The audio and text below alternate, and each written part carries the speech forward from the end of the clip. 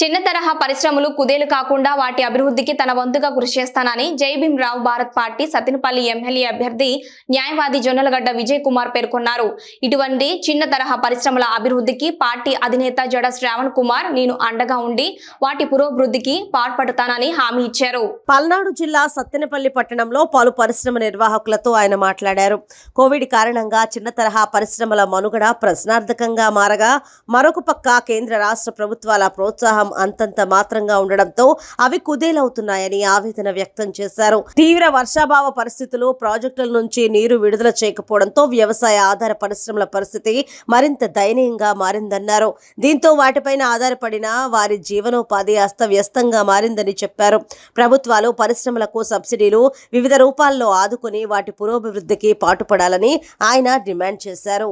నా పేరు జొన్నలగడ్డ విజయ్ కుమార్, జై భీమ్ రావు భారత్ పార్టీ పల్నాడు జిల్లా సత్తెనపల్లి ఎమ్మెల్యే అభ్యర్థిగా పోటీ చేస్తా ఉన్నాను.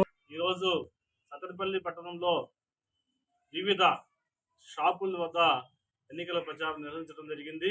అంటే వ్యవసాయ సంబంధించిన పరికరాలు కానీ, గొడవలు కానీ, లేకపోతే చిలకపార కానీ, సరిగ్గా వర్షాలు లేకపోవటం, అలాగే ప్రాజెక్టులు నీరు లేకపోవటం వల్ల రోజు రోజుకి వర్షాయ ఉత్పత్తులు తగ్గిపోతూ ఉన్నాయి, వ్యవసాయ పనులు తగ్గిపోతూ ఉన్నాయి.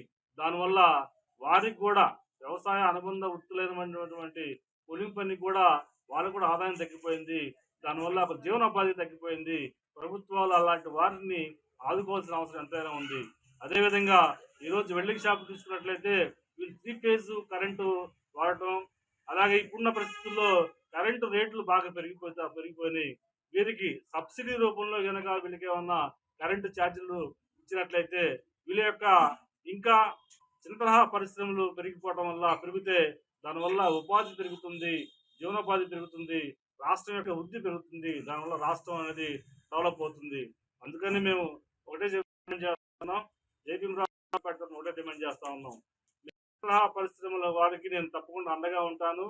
వారి సంబంధించిన వృద్ధి కోసం నేను పాటుపడతా అని చెప్పేసి చేస్తా ఉన్నాను. యువకుడిని, స్థానికుడిని, అలాగే విద్యావంతుడిని నన్ను ఆదరించండి.